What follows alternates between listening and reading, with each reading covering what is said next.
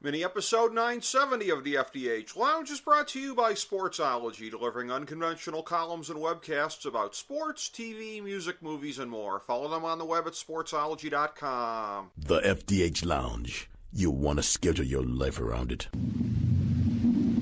A long time ago, on a gloomy, wet Cleveland spring night, two men stand alone amidst the late-night drizzle.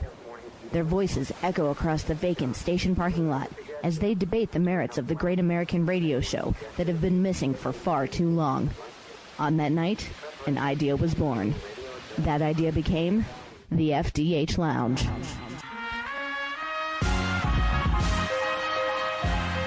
Welcome to the FDH Lounge. I'd say there's basically about half the card for WrestleMania. 14 matches, including the yet-to-be officially inked Cena-Undertaker match, which will happen this week.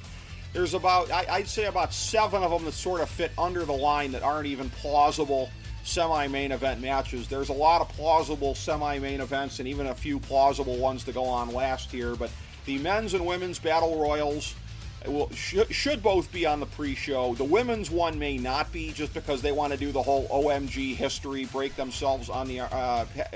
arms, patting themselves on the back kind of a deal. But essentially it is just an overflow for people that they don't have storylines for at this point. Sadly, the Cruiserweight Championship match will probably be on the pre-show as well, although it doesn't deserve to be. Cedric Alexander v. Mustafa Ali in what should be an absolutely epic face v face title match. Although, again, face v face is going to be done a couple of times on the show as well in prominent matches, so there's that. So maybe it gets relegated to the undercard. Those are ones where, again... That should be on the pre-show, because I'll be honest, I am in the group of people that I casually watch 205 Live, and it's not really featured. The story has not been featured on the main programming on it. Your casual fan that doesn't tune into 205 Live isn't going to really know either one of them. I mean, they're going to know them, but they don't have a name value to me. Bluntly speaking, I don't care about either one of these guys. They haven't done anything to make me care about either one of these guys. So I look at it like, I mean, okay, and there's like nothing that really jumped out. Like, there's no, I don't know. Like, I know the wrestling was really good. It was just me as a fan. I personally just didn't get into it because there wasn't a whole lot of names. It's just like it's the same guys that were in before. All the guys that I wanted were gone early. Like, what happened to Hideo Itami? Did he get fired? Stuff like that. It's just like, but it'll be a good match. It'll be perfectly serviceable wrestling. I just think it's going to be one of those matches they put on the pre-show on the USA portion so people can see it and go, oh yeah, look, good wrestling.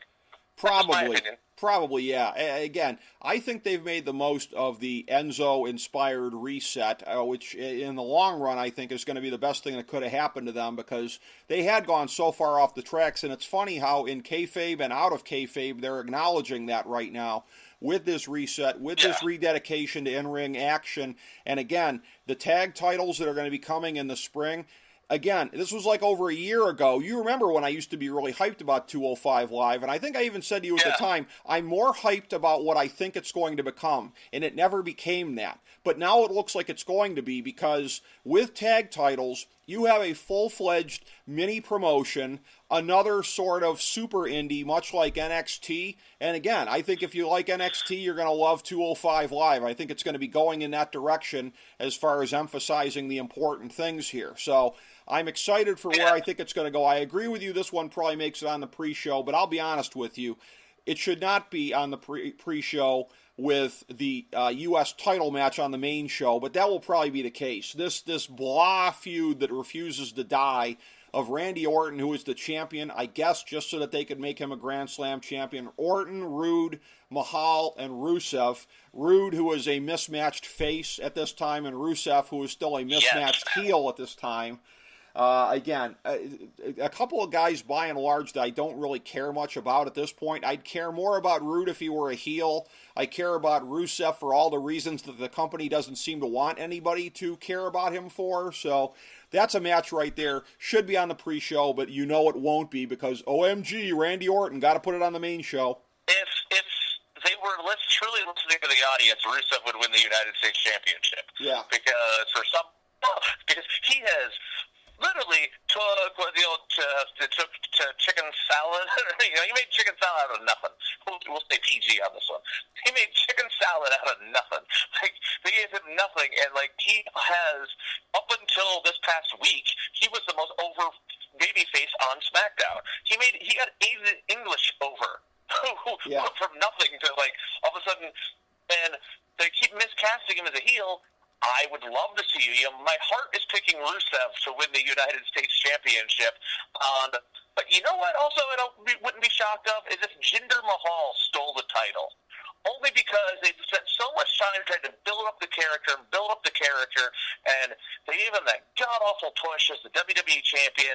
I mean, if they're going to stick with something with Jinder Mahal, him stealing out a win wouldn't surprise me at all. It sort of depends on how you think it's going to go with the rest of the titles, because it's hard to imagine.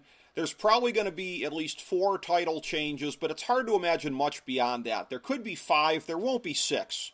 You're not going to be seeing, because then it's going to devalue the concept as the night goes on of the titles changing hands. So Randy Orton stealing a pinfall with OMG RKO out of nowhere is as likely as anything else. Another one of the matches that I think is below the line here, not under consideration as a semi-main event, is the Raw Women's title match, Alexa Bliss, Nia Jax. It's an interesting, they've done the whole sort of Batista Triple H 2005 thing here, the poor women's version of it, I guess you would say, with Nia Jax now as the monster face out for vengeance, but it's such a mismatch of styles here in this kind of a match. I think for the reasons I just outlined, you probably can't afford to, I won't say waste one of your title switches here, but that's kind of like what it would be. But there's no credible freaking way in the world for 5-foot Alexa Bliss to win this thing. You talk about exposing the business, so you don't want to do but there is. You don't want to do F finishes at WrestleMania. Well, listen, I'm all ears, buddy, because outside of doing a non-finish, which should be unthinkable, I don't know how you get out of this one. I'm ready to do a non-finish.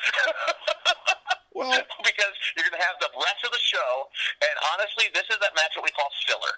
That you got to have something in there. I mean, not everything can keep a peak, up, and up. Right. Alexa Bliss goes to get absolutely smashed. She tries to get counted out. The ref makes her come back in, and finally gets to the point where Mickie James just interferes, or however you want to do it, and she gets DQ'd. Or another finish you could do is that Lexi is in the corner. We're friends. I call her Lexi. Lexi is in the corner. She goes to splash. Nia Jax goes to her running splash. Alexa Bliss moves out of the way. Mickie James has removed the turnbuckle pad. She hits her head, falls down, pins her. It's stupid. It's dumb. But I'm not expecting a 5-star classic here.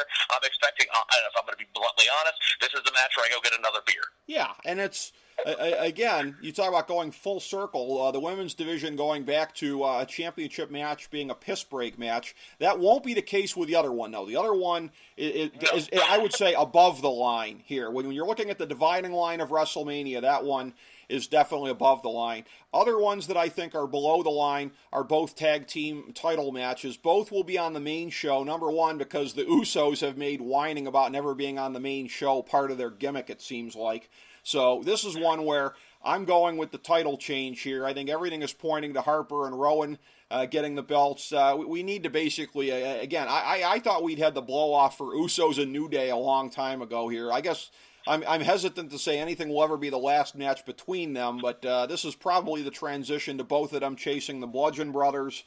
Again, I'm just like every other smart out there. I wish Luke Harper was getting a main event singles push, but I'll take this. This one's going to be on the main show, and I see it as a vehicle to push Harper and Rowan to the moon, which is interesting because as themselves, without the Bludgeon Brothers gimmick, they couldn't beat the Usos for the tag titles a couple of years ago. I guess we're supposed to just forget about that. Yes, absolutely forget about that. And my only thing with that, there's been some late rumors going around that this one could be a ladder match. And if this one becomes a ladder match, I see the Usos retaining in the ladder match because then the Bludgeon Brothers never have to lose the titles. And then you can have them win the titles at the next in a proper one-on-one match. Because unfortunately, WrestleMania is also a lot of heads to everybody on the card. Now, if because that, or even with, if it doesn't, I can see the Usos pinning the New Day to retain the titles after the Bludgeon Brothers do the work. Either way, I'm taking the Usos to retain the titles. Because you mentioned not every title can change hands. So no matter what, but without the Bludgeon Brothers being the ones that get pinned or taking a fall, no matter what, I see it being the New Day taking the fall. WWE does weird things. They could have the New Day win the belt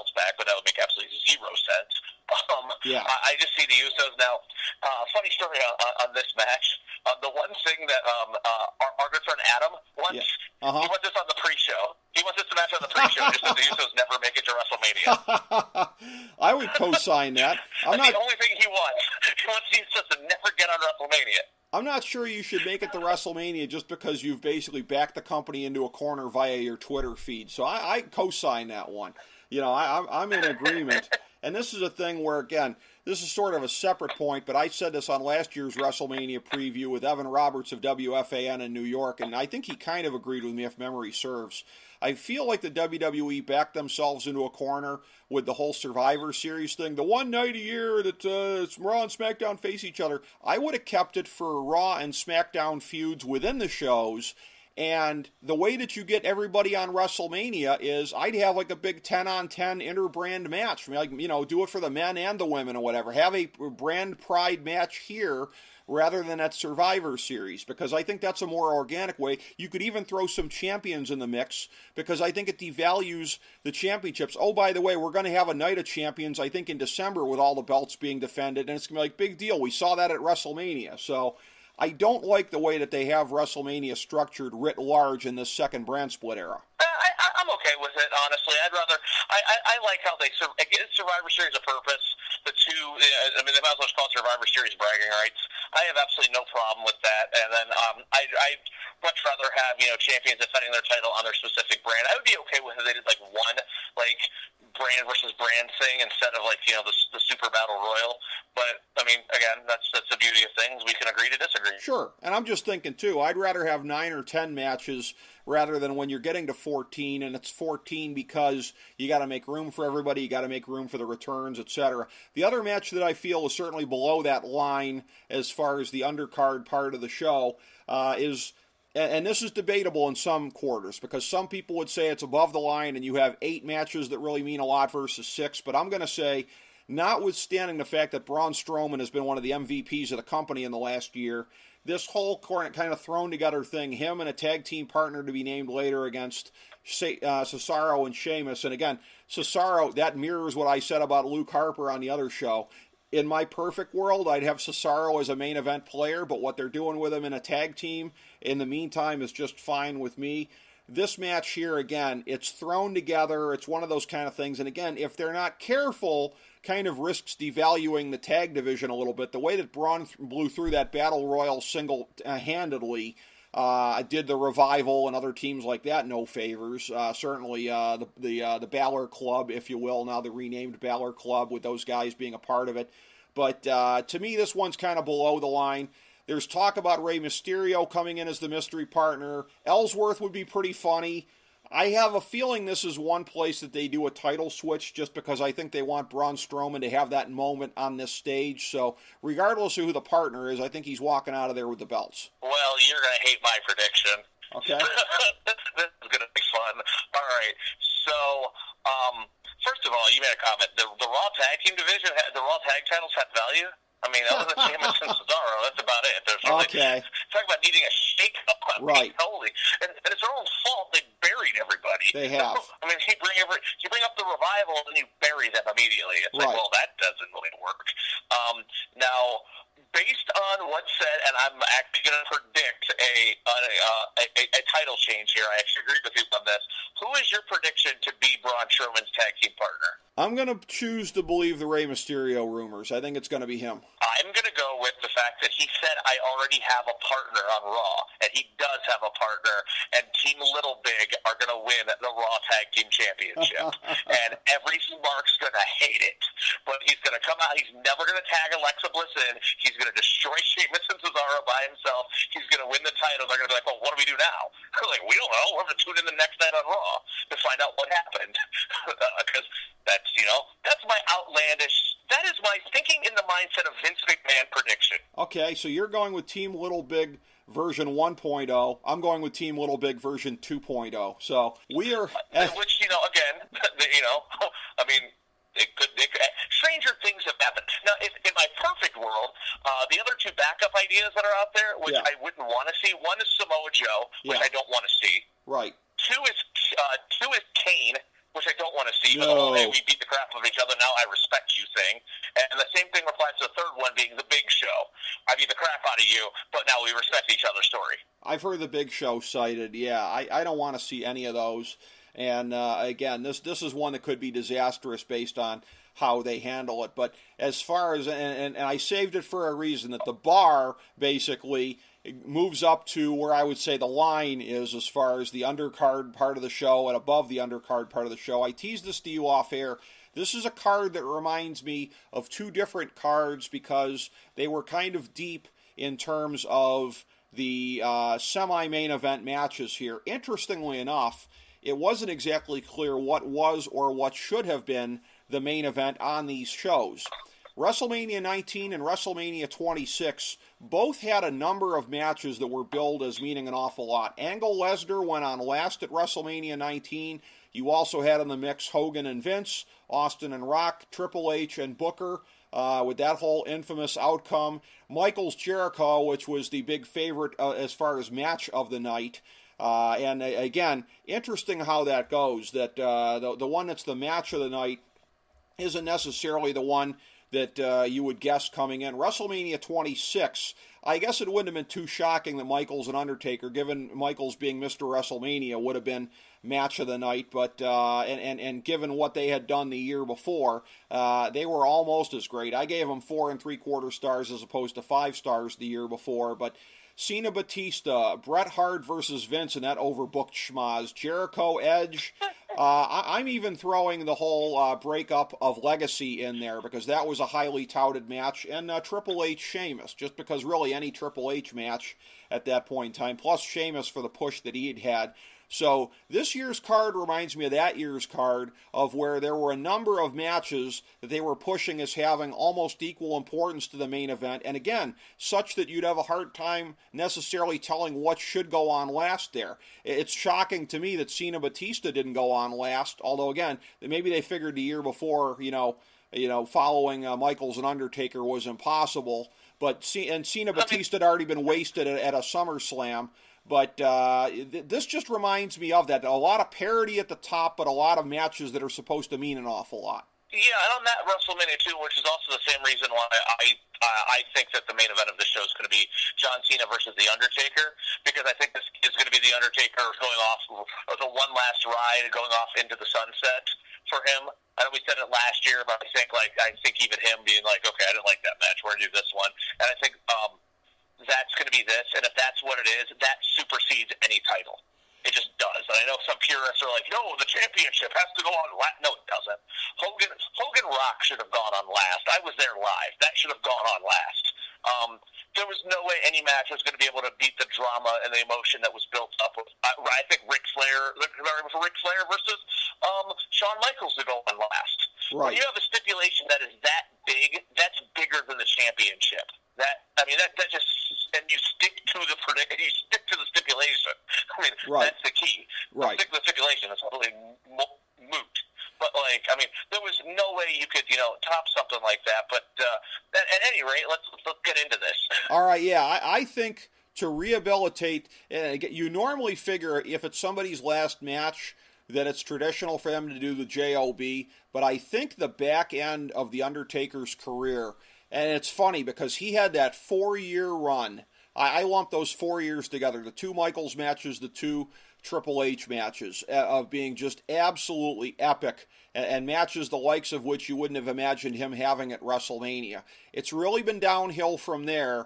And again, as far as... was all right. Yeah, it was, but I mean, it was a goofy storyline. I'm sure you liked it more than I did, but no, I thought that story was so dumb. Oh, okay, all right. So we're in agreement. Yeah, we're in agreement. But a blasé match against Bray, a match against Shane that had its moments, but was kind of a thrown together excuse for a match because everybody was injured, and the 2 losses. That made no sense. Yeah. That was the whole thing. Wait, so The Undertaker's Vince's bitch? Wait, what? So right. The whole build-up to that was just nonsense. Right. And again, because like I said, kayfabe matters, the losses to Brock and to Roman Reigns, I think Taker has to go out with his arm raised just to validate the sort of back end, the final chapter of his career. I'm predicting it happens. I'm predicting it happens as Biker Taker because I think that's their setup for this, is that the classic Cola Undertaker retired last year. Biker Taker is back for one last ride. And I agree with you, and he's going to get the live Kid Rock intro. Yep. And John Cena's going to have his own super seed, because it's going to be the main event. Yep. He's going to get his own super seed. I don't know what that's going to be. This match is going to end with The Undertaker beating, and it'll be the American Badass. And he defeats John Cena, and I think as the show ends, as he's standing in the ring, and then that's when the lights go out, and when the lights come back on, there's his hat and his coat, and that's the one last time, and he kind of walks off with the Dead Man music. Yeah. And the last thing you see is him doing the walk away. Right. And that's it. And he just turns, and he gets to the top of the stage, he lifts the fist up, a la Biker Taker, Undertaker, and a little bong, and that's it. And that's how WrestleMania ends, and the crowd's chanting, "Thank you, Taker," including John Cena is in the ring chanting, "Thank you, Taker." But, like he's just pointing down at him. Hell, if I'm looking at the entire freaking arena of monsters on the stage chanting, "Thank you, Taker." Here's the thing, though. Everybody comes out. Here's the thing. Except for Brock Lesnar. Well, yeah. But I look at this, and it's a thing where this match, to me, symbolizes the entire card, because I agree with you. There's a lot that I'm excited to see on this card, but it's in spite of the company. They've done such a garbage job of promoting this. I think next year things will be better in having, a February and a March pay-per-view that are going to be joint brands. I think this year having the SmackDown one coming so close to WrestleMania made it jarring, I think, as far as how to promote this. And I think that they've been all over the map as far as what they've tried to attach importance to. To go into the last week here, and obviously you know that it happens the last week, but John Cena Undertaker, there was talk that they were going to start to promote this the night of Raw 25. That would have been perfect, because the way they leveraged Raw 1000 to plant the seeds for CM Punk and Rock the next year at the Royal Rumble. That's exactly what they should have done here. You can't throw together a match with two of the biggest legends in company history, make it official 6 days before the show. It's garbage, and I think it symbolizes how poor a job they've done of getting us hyped about. Almost every match I mention from here on in, I'm going to say the same thing, that we should be conditioned to care about this more than we do. You and I care about this because we're hardcores. What about the rest of the world? The rest of the world cares because it's The Undertaker. And that's why they're going to care, and it's John Cena, and that's why they're going to care. You saw when John Cena mentioned The Undertaker's name. Yeah. The place goes nuts for it. When he comes out on Monday, which actually what would be fantastic is if he didn't come out on Monday. Yeah. Because then everyone would be like, what the hell? Yeah. You don't know if it's going to happen or not. They'd be like, nope, not going to happen. It just doesn't happen. I would actually not be upset by that whatsoever. I have a feeling The Undertaker is going to come out on Monday, and that's going to be that, or he's going to accept his challenge, or, because you got to you don't build this up to, you have Kid Rock going into the only reason why freaking Kid Rock could be going into the Hall of Fame. I can't think of any other reason other than to play the American Badass theme. Right. Well, exactly. So, it could be done differently, but at the same time, the story they're going with is that he keeps calling him out. He's being a disrespectful little punk, and then when he shows up, he's going to be that 2003 variation of The Undertaker that shook John Cena's hand and said, hey, and endorsed him, and he's going to be like, you disrespectful little punk, I didn't show up because I don't have to. And as soon as he comes out and does that, everyone's going to be like, yay! I'm not saying it's good or bad, right. It's what it is. Well, this is one of these things... Kid Rock, he is going in, I think, so that he can be a Hall of Famer alongside his political soulmate, President Donald Trump. But that's another story. Boys. Yeah, exactly. They are. Think he's going to be there? I wouldn't bet against it. I would not bet against anything, with this company and their whole circus mentality. As we bring the show to a close, we would like to extend our deepest gratitude to NBC, CBS, ABC, Fox, all Clear Channel affiliates, TNT, TBS, USA, UPN, Deadspin.com, YouTube.com, YTMND.com, MySpace.com, various blogs, Fox News, CNN, CNBC, MSNBC, IamBoard.com, Billboard.com, Google.com, ESPN, ESPN2, ESPN News, ESPN Classic, NBA TV, NFL NFL Network, Sports Time Ohio, Athlon Magazine, Comedy Central, Cartoon Network, The Boomerang Channel, QVC, BET, The Spice Channel, Steno Notebooks, Manwich, Papermate Office Supplies, waitresses, strippers, bartenders, garbage men, janitors, microwave popcorn, the writers of The Office, Scrubs, Entourage, My Name is Earl, Oz, Metalocalypse and the Boondocks, Aquafina, and the periodic table of elements.